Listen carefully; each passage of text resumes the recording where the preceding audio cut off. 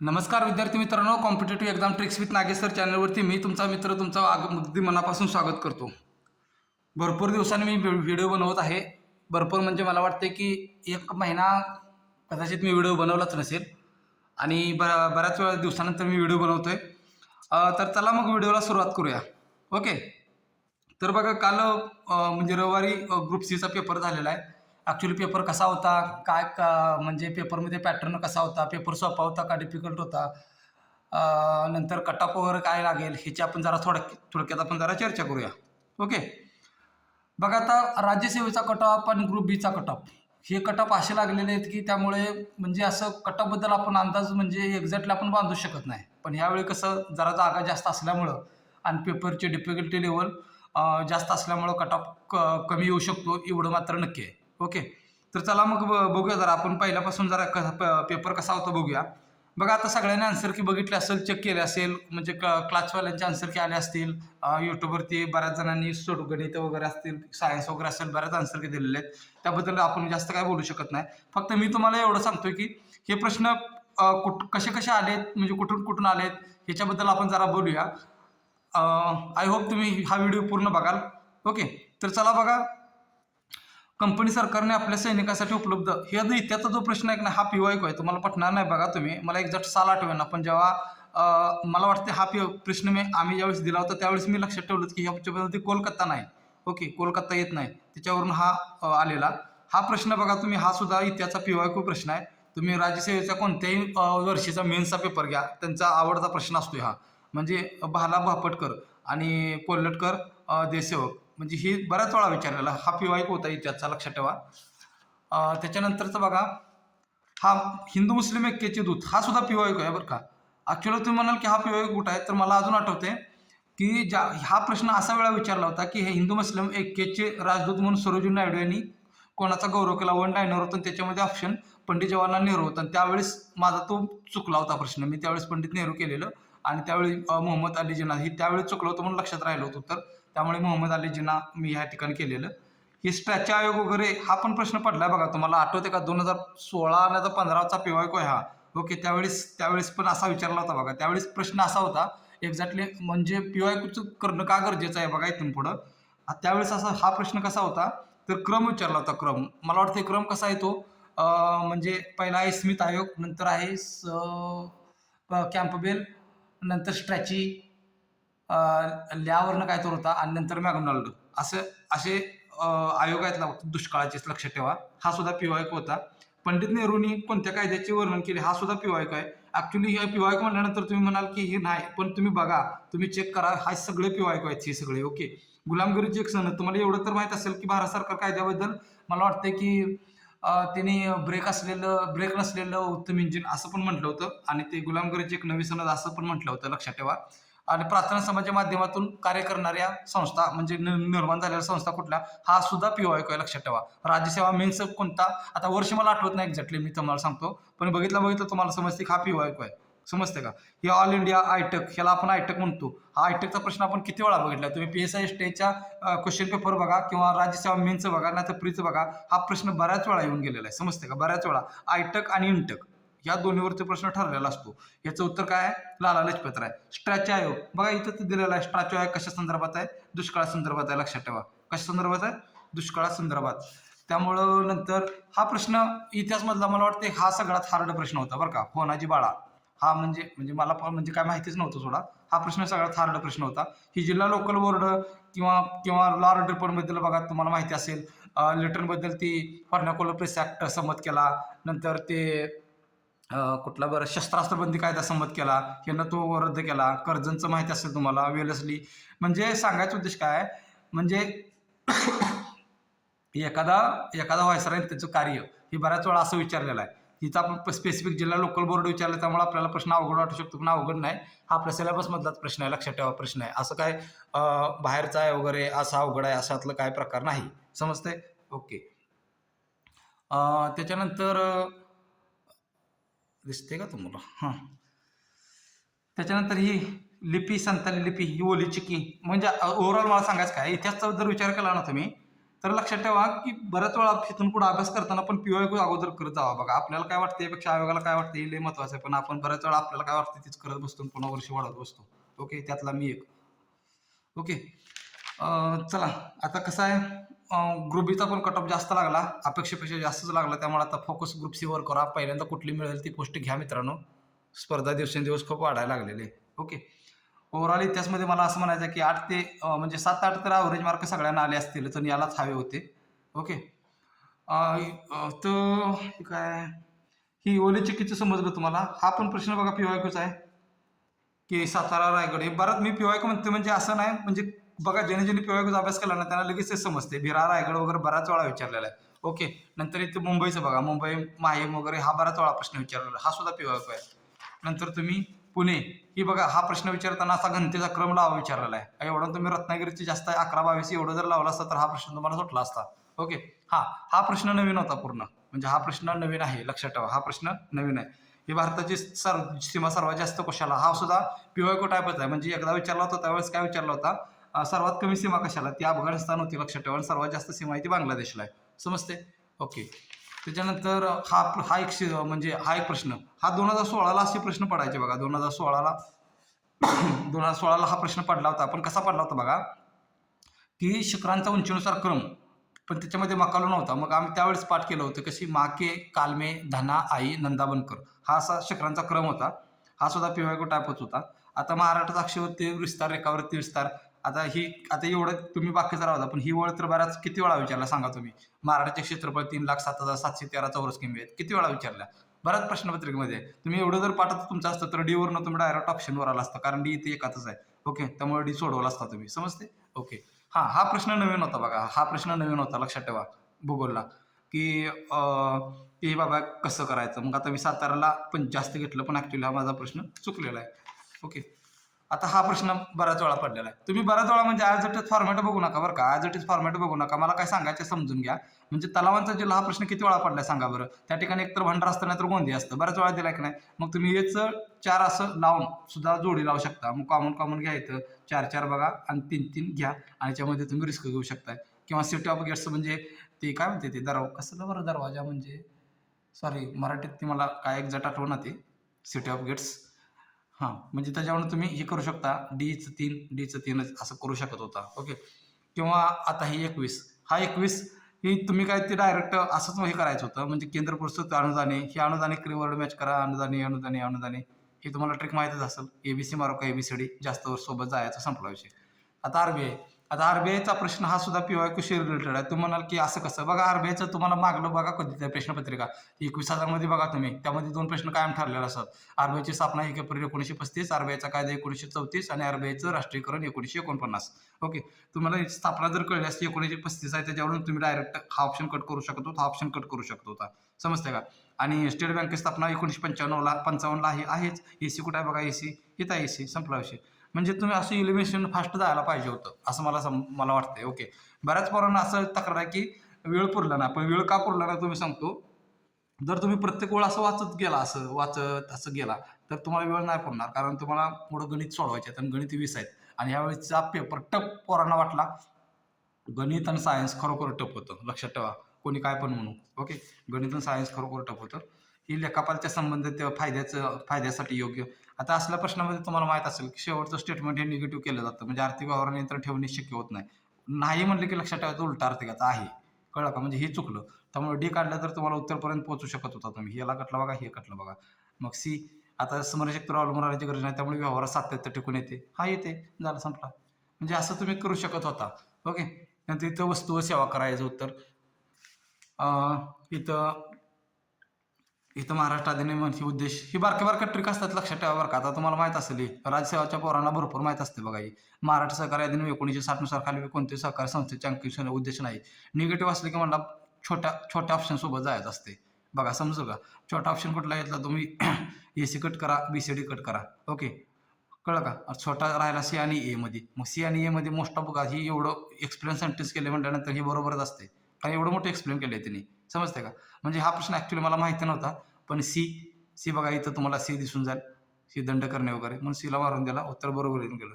हा प्रश्न असा राज्यसेवा मेन्स आहे बघा तुम्हाला. मला एकतर साल आठवना आणि राज्यसेवेची स्ट्रॅटेजी आहे. म्हणजे देताना 4 ऑप्शन असं सेम द्यायचे आणि एकच उगाच भलताच काहीतरी टाकून द्यायचा.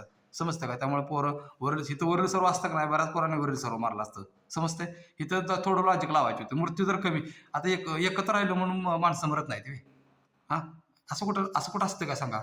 एकत्र कुटुंब पद्धतीमुळे माणसं मरत नाहीत का? मरतात की. त्यामुळे ही सी ऑप्शन इथं कटून गेला. राहिला ए-बी-डी. समजते? ओके. इथं ही पहिला आता ही सेंद्रिय खत अहवालानुसार महाराष्ट्र कितवा क्रमांक आहे. मला एवढं माहिती आहे का आपण असलं म्हणजे पहिला नसणारच 100% आणि शेवटचा आपण नसणार आहे. हे 2 ऑप्शन असे कट करायचे आणि हे दोन्हीत रिस्क घ्यायची. रिस्क घ्यायलाच लागते बघा, लक्षात ठेवा. रिस्क शिवाय म्हणजे काय जमत नाही. विदाऊट रिस्क म्हणजे स्कोर येत नाही. ही पोरं 60 आणि 62-65 काढतात. ही त्यांचं मेन कसं असते, मेन आपलं चांगलं विषय आहे ते चांगलं करायचं आणि जे 50-50 आहे तिथं रिस्क घ्यायची. त्याशिवाय स्कोर येत नाही, लक्षात ठेवा. आता सुरक्षितता आणि पुरवण्यासाठी शासन कोणती योजना राबवते हे नव्हतं माहिती, पण कीवर्ड मॅच करणं प्रकार माहीत असेल तुम्हाला. कीवर्ड मॅच, ती कीवर्ड मॅच केलं जातं तिथं, लक्षात ठेवा. म्हणजे फॉर एक्झाम्पल तुम्हाला पटते का बघा, कुठे गेलं, हां इथं सुरक्षितता आणि संरक्षण ही कीवर्ड मॅच होतात म्हणून मी मारून दिला. हे उत्तर बरोबर येऊन गेलं, लक्षात ठेवायचं. समजतंय? लॉजिक कसं लावतात पोरं बघा हे समजून घ्या पहिल्यांदा. आता इथं बघा, राष्ट्रीय उत्पन्नाच्या हिशेबासाठी 93-94 मुळाऐवजी सीए सुधारे कोणत्या सुधारित वर्षाचा वापर केला? कोणत्या सुधारित वर्षाचा वापर केला, लक्षात ठेवायचं. आता आता इथं कोणत्या सुधारित म्हणजे एकच असणार आहे कुठलं तरी. एवढं तर तुम्हाला माहिती आहे. 1999, 2000 ही सगळ्याला माहीत होतं. मग सी आहे ते बरोबर. मग सी ह्यात एकाचंच आहे, बी सी एकाचंच आहे. म्हणजे ही तर माझा ऑप्शन कटला, इतर ऑप्शन कटला होताच. समजते का? मग बी तर 97-98 ही वाचनात नव्हतंच कुठं. त्यामुळे सी आहे उत्तर. हेच उत्तर बरोबर आहे. ओके, ह्याला मारून दिला. आता शिक्षणावरील खर्च वगैरे हा प्रश्न हार्ड होता बघा, लक्षात ठेवा. हा खरंच बहुत हार्ड होता. हा काय जमलेला नाही, लक्षात ठेवा. आता IAPC वगैरे स्थापना तुम्हाला पटणारा 2016चा पेपर बघा राज्यसेवेचा. त्याच्यावरती त्यांनी क्रम विचारलाय, क्रम, की ह्या संस्थांचा क्रम लावा. इथं फक्त काय केलंय, त्याची साल विचारलेत. एक साल तुम्हाला सापडलं असलं तर तुम्ही उत्तरापर्यंत पोहोचू शकत होता. हा सुद्धा मी PYQ कॅटेगरीमध्ये टाकून देईन. तुम्हाला मी सांगतोय ते मी बघा बरं का. नाहीतर तुम्ही म्हणशीला की मी सगळंच PYQ म्हणतोय. हा पंचवार्षिक योजनेचा प्रश्न. आतापर्यंत पंचवार्षिक योजनेवर बघा, एक तर त्याचा कालावधी विचारला जायचा, नंतर दुसरा म्हणजे त्याचा योजनेचे उपनाव वगैरे विचारलं जायचं, योजनेचे प्रतिमान विचारलं जायचं. हा प्रश्न राज्यसेवेचा असा विचारलेला आहे. भले ही 5वी 6वी 9वी 12वी योजना नसेल. ओके, पण बरा बघा तुम्ही तिथे विचारलेला आहे, असं जोडायला लावायला विचारलेला आहे प्रश्न. समजते का? मी सांगतोय म्हणजे मी ती PYQ अनालिसिस केलं, त्यामुळे मला त्या गोष्टी लगेच क्लिक झाल्या. तुम्हाला एवढं जर कळलं असतं की हे वाढतच गेलेलं आहे, म्हणजे त्याचं 5वीला 4, 6वीला 5 हे असं निर्धारित लक्ष एवढं लॉजिक लावलं असतं की वर्षानुवर्ष आपण निर्धारित लक्ष वाढवत जाणार का कमी करत जाणार? वाढवतच जाणार ना. मग 12वीचा 8 पण केला असतं तरी तेवढ्यावर तुम्ही उत्तरापर्यंत पोहोचू शकत होता. समजते? ओके. आता हा प्रश्न हार्ड कॅटेगरीमध्ये मी टाकेन. कारण का माहिती आहे का? बघा तुम्ही, रोजगार अहवाल ह्या तारीख चुकवल्या म्हणतात की, काही जण म्हणतात की तारीख चुकवली वाटतं. ओके, मग चुकवले असेल काय आता? कारण एवढी तारीख आता कोणाला लक्षात राहणार आहे सांगा? ओके. चला, लेखापरीक्षण करणारी सर्वोच्च संस्था कुठली? तर नियंत्रक महालेखापरीक्षक, सगळ्याला माहिती होतं. आता हे उद्योजकांना हे करण्यासाठीचं मैत्री आहे. ॲक्च्युली हा प्रश्न माझा चुकलेला आहे. आता करंटमध्ये बघा, करंटमध्ये काय काय करंट आहे ते वाचलेलं आहे बरं का. इथं नाम परिषद बघा, ही बऱ्याच वेळा फोकसमधलं आहे. त्यामुळे असं म्हणू नका की यावेळचं करंट आउट ऑफ सिलेबस आलं. करंट आउट ऑफ सिलेबस आलेलं नाही. यावेळचं परीक्षेत पडलं, आपलं पुस्तकातलंच आलेलं आहे. पाठीमागचं ग्रुप बीचं करंट हे असं होतं की जे आपण कधी वाचलेलं नव्हतं. पण ह्यावेळी या करंटमध्ये तुम्ही निदान राहू दे जास्त, पण 7-8 तर मार्क घेणं अपेक्षित होतं. म्हणजे कसं बघा, आलिप्त परिषद ही युगांडामध्ये आहे, हे तुम्हाला माहितीच पाहिजे होतं.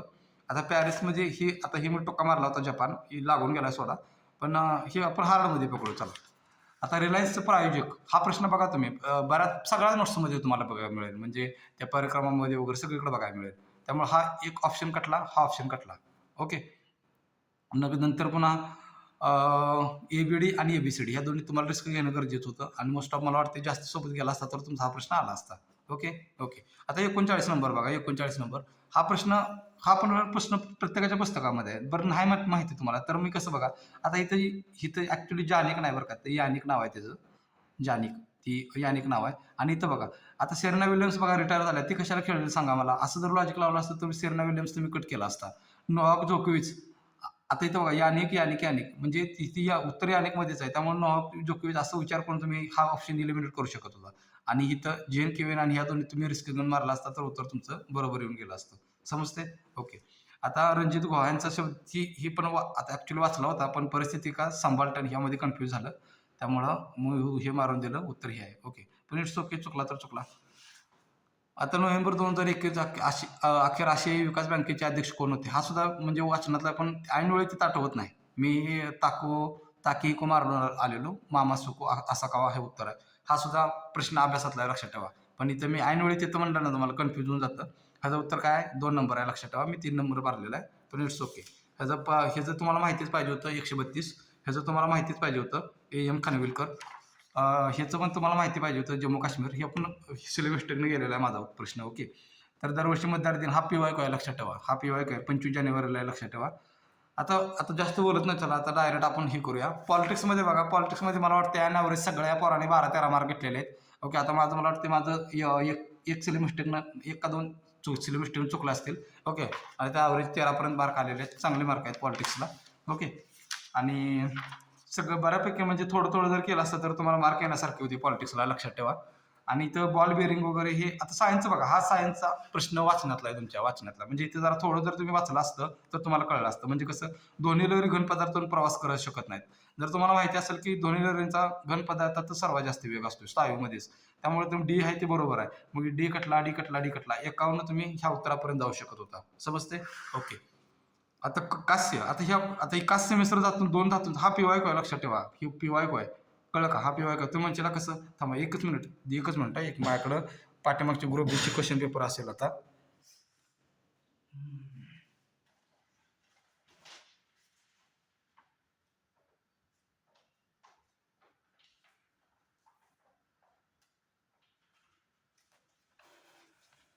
बघा आता, आता हे प्रश्न म्हणजे PYQ करणं किती गरजेचं आहे बघा, तुम्हाला समजते का? कास्य मिश्र धातूमध्ये टिंबटिंब 2 धातूंचा समावेश असतो. हाच प्रश्न, कास्य म्हणजेच काय? ब्रांझ. समजते का?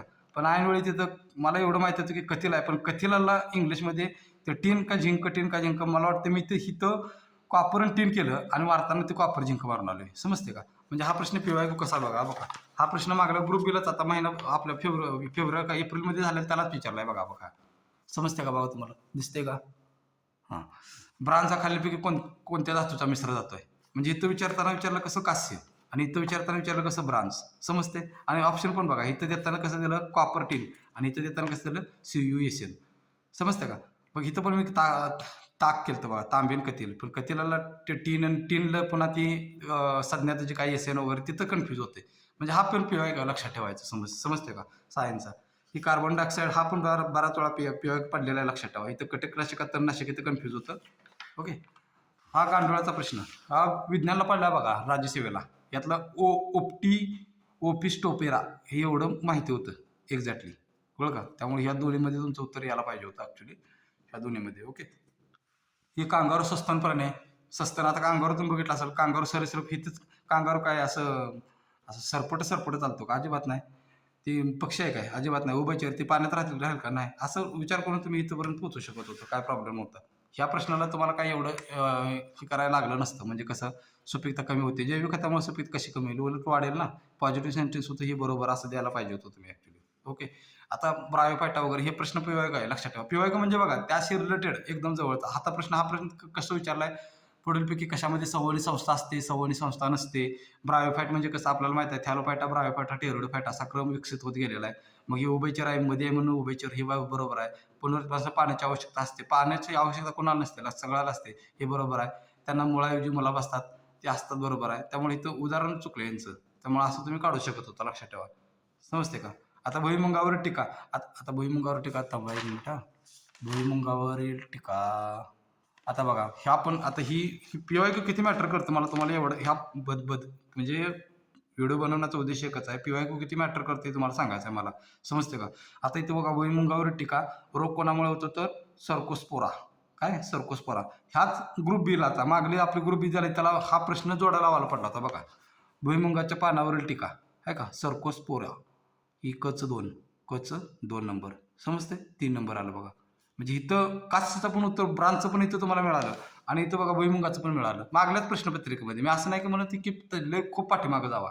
आणि हे 2 प्रश्न म्हणजे तुम्ही याला कमी समजू नका. समजते का? 2 प्रश्नाला कमी समजू नका इथं. कारण बघा, आता माझ्या मित्राला 62.25 मार्क होते आणि 62.50 कट ऑफ लागलाय. 0.25चं महत्व म्हणजे 1 वर्ष वाढते. त्यामुळे 2 प्रश्नांना तुम्ही कमी लिखू नका. समजते का?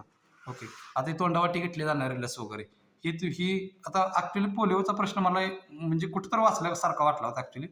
आता इथं काय इथं तुम्ही कीवर्ड असं मॅच करू शकता, लॅबॉरेटरीज म्हणजे आणि क्वेश्चन आहे जास्त. म्हणजे इथं माझा पहिला कटला, शेवटचा कटला असं लावायला लागते, लक्षात ठेवा लॉजिक.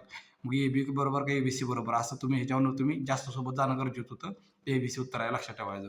आता गलगंडा हा पोलीस भरतीला प्रश्न पडला, बऱ्याच वेळा पडतो आणि सगळीकडेच पडतो. हा PYQ मी टाकून देईन याला, समजते का? म्हणजे 80चं आयोडन उत्तर येऊन जाईल.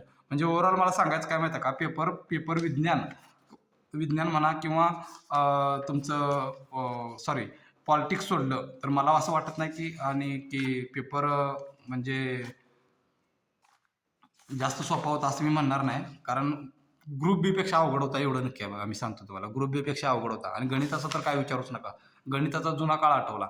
जेव्हा 15 पैकी पोरांना 5-6 मार्क पडायचे त्यावेळेस 15 पोरं एकदम खुश असायचे की म्हणायचे आम्ही म्हणजे त्यावेळी 15 पैकी 5-6 मार्क म्हणजे खूप हुशार. कळलं का? आता या ग्रुप बीला पोरांनी 20 पैकी 18-19 मार्क पाडले, त्यामुळे कट ऑफ गेला एकदम जोरात. आताची गणित तुम्हाला सांगतो मी. असं आता मला किती आले असतील बघा, मला वाटते गणिताला 13 आलेत मला बघा, 13 मी टिक मार्क केलेले आहेत असे. कळलं का? असे हा मिस्टेकनं गेलेला आहे, लक्षात ठेवा. असे म्हणजे हे रिझनिंगचे तर बघा, मला एवढं सांगायचं की 20 पैकी रिझनिंगचे तर तुमची चुकलं नाही पाहिजे बघा. आता हा चुकला नव्हता पाहिजे होता. म्हणजे घड्याळात किती वाचले, तास काटा कुठं, हा चुकाय नाही पाहिजे होता, हा चुकाय नाही पाहिजे होता. नंतर तुमचा हा चुकाय नाही पाहिजे होता बघा. ॲक्च्युली बघा, हे सांगताना बऱ्याच जणांनी मोठं सांगितलं, हे असं करा, ते करा, ते करा, ते करा. माझं मत काय होतं, ऑप्शन तुम्ही बघितलं असतं तर जवळजवळ ऑप्शन बघा, इथं पण GF दिसते तुम्हाला, इथं पण GF दिसते. ओके, ह्या दोन्हीमध्ये तुम्हाला सिमिलरिटी दिसते. ऑप्शन जवळजवळ आहे, कन्फ्यूज करतं, समजते का? त्यामुळे हा ऑप्शन कट होत होता, तुमचा हा ऑप्शन कट होतो. हे रिस्क घेणं गरजेचं होतं तुम्हाला. ओके, मी 3 मारून दिलं तर उत्तर बरोबर येऊन गेलेलं. हा तुमचा प्रश्न बरोबर येणं गरजेचं होतं, हा बरोबर येणं गरजेचं होतं, हा बरोबर येणं गरजेचं होतं. आता हे आता हे ॲक्च्युली हा प्रश्न आहे ना, ह्याचं प्रॅक्टिस बऱ्याच जणांनी केलं नसेल. ॲक्च्युली हे प्रश्नाचं उत्तर काढताना आपण काय करतो, महिन्याचा कोड, वर्षाचा कोड, सालाचा कोड, शतकाचा कोड असं काहीतरी ट्रिक आहे आणि त्याच्यानुसार आपण काढतो. पण ज्यावेळेस आम्ही टेक्निक शिकलो होतो त्यावेळेस आम्ही लक्षात ठेवलं होतं की आपला भारत देश स्वतंत्र झाला शुक्रवारी आणि बरोबर यांनी 14 ऑगस्ट विचारलं, शुक्रवारच्या अलीकडचे एक गुरुवार. इथं जर 14 मे टाकला असतं तर मला म्हणजे जमलं नसतं ते प्रश्न. म्हणजे मला सांगायचा उद्देश काय तुमच्या लक्षात येतोय का बघा, की लय राहू द्या, असं म्हणू नका गणित पाकच अवघड होतं, उगाच असलं काय म्हणत बसू नका. बघा इथं गणिताला बघा, 1 हा प्रश्न येण्यासारखा होता, 2, 3. ओके, 3 नंतर ह्याला आपण अवघड पडू, 3, 4, 5, 6 ह्याला पण मी अवघडमध्ये टाकतो. ओके, 6 निदान 7 तर मार्क तुमच्या हातातले होते, लक्षात ठेवा. 6 मार्क तरी मी म्हणेन की हातातले होते. ओके, आणि जर मॅथला तर तुम्ही इकडून तिकडं जरा वायस इकडे तिकडे काय तर केलं असतं तर निदान 4 तर बरोबर आले असते. म्हणजे ॲव्हरेज तुम्हाला यावेळेस बघायला मिळेल ना मॅथमध्ये, ॲव्हरेज म्हणतोय बरं मी, ॲव्हरेज तर तुम्हाला 7-8 मार्काचाच ॲव्हरेज बघायला मिळेल, माहिती आहे. ज्याचं जास्त प्रॅक्टिस आहे तो पोरगा 10+ गेला असेल. ओके, त्यामुळे ओव्हरऑल बघा पेपर असा होता आपला. म्हणजे मी तर अवघडच म्हणेन जरा सोडा हे. तुम्हाला जास्त म्हणजे हे करायसाठी म्हणणार नाही, पण असं नाही की कट ऑफ पाक म्हणजे 50च्याच खाली येऊन जायला हे करून तसलं नाही. ती भाबड्या अशा तर ठेवायचीच नाही. कारण 2 वेळा आपण चुकलोय, तोंडावर पडलोय. राज्यसेवेला आणि ग्रुप बीला सुद्धा. ग्रुप बीला एक सुद्धा म्हणत नव्हता की 60+ जाईल. 62 गेला, 62 म्हणजे पोरांनी एवढी मार्क घेतलेली. त्यामुळे आता हाही पेपर बघा असा जरी दिसत असला त्यावर आता आन्सर की आज येऊन जाईल. आन्सर केल्यानंतर तुम्हाला मार्केटमध्ये मार्क वगैरे मिळतील बघा, लक्षात ठेवा. त्यामुळे मला एवढंच माहिती आहे की कट ऑफ जाईल 50च्या वरच जाईल, पण 55च्या खाली असेल. मी काय म्हणतोय बघा, कट ऑफ 50च्या वर जाईल पण 55च्या खाली असेल. मग त्याच्यामध्ये 51-52 पण लागेल आणि हायस्ट पकडला 53-54 पण लागेल. काय म्हणते मी बघा, 51-52. आता तुम्हाला की एक्झॅक्ट रेंज सांगा, एक्झॅक्ट रेंज कोण सांगणार आहे सांगा. म्हणजे बरं सांगायचं झालं तर माझं जर विचारलं तर मी सांगेन की 52-53. माझं 2च आकड्यात मी बस. मला ती मी 54 पण म्हणू शकत नाही कारण जागा जास्त आहेत आणि अजून काय जागा वाढतील, लक्षात ठेवा. ओके, आय होप हा व्हिडिओ तुम्हाला समजला असेल, काय फायदा झाला असेल. तर नक्की लाईक करा, शेअर करा, सबस्क्राईब करा आणि चांगला अभ्यास करा. यावेळी स्पर्धा भरपूर वाढलेल्या आहे दिवसेंदिवस, जागा पण भरपूर कमी आल्या होत्या. त्यामुळं ग्रुप सीला आता मला वाटतं की मला वाटतं मी 98 अटेम्प्ट केला असेल. 98 अटेम्प्टमध्ये माझ्या 68 बरोबर आहे सध्या क्लासच्या कीनं. ओके, मग आयोगाच्या कीनं इकडे तिकडे काय तर होऊन जाईल. 68 म्हणजे मला वाटतं की 60.25 पर्यंत येऊन जाईल स्कोर, 7 पर्यंत. म्हणजे आहे बऱ्यापैकी, आहे शुअर आहे, काय प्रॉब्लेम नाही. म्हणजे असं काय धाकधूक नाही की ग्रुप बीला जशी होती तशी. ओके, आय होप तुमचा पण चांगला स्कोर आला असेल. ओके, तर ठीक आहे, आज आन्सर केल्यानंतर सांगा मार्क्स वगैरे किती पडले. ओके, या ठिकाणी थांबूया आपण. जय हिंद, जय महाराष्ट्र.